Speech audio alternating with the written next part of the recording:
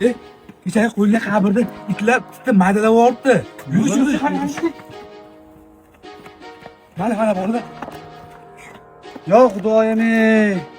Buni birov bilmasdan biz o joyga qaytarib ko'mpo'l bor lapatini Hozir lapatini olib kelaman. lekin joyiga qaytarib ko'mpo'l.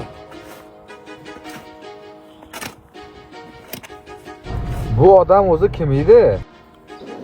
Men bu odamni tanirdim. Juda ko'pchilikdan aldab pullarni bermasdi. Mashinli odam edi. O'zi bu odamni yer ham qabul qilmagandi. Shuning uchun yurtga ko'mib qo'ygandi. Esi shuncha qarzni o'ylabdi-da. Janoza kuni ham aqdorlar qarzini so'rab kelganda bironta bolasi bo'yniga qarz olishmadi. Ichidan bitta mard kuyovi chiqib o'z bo'yniga olib olgan qarzlarini.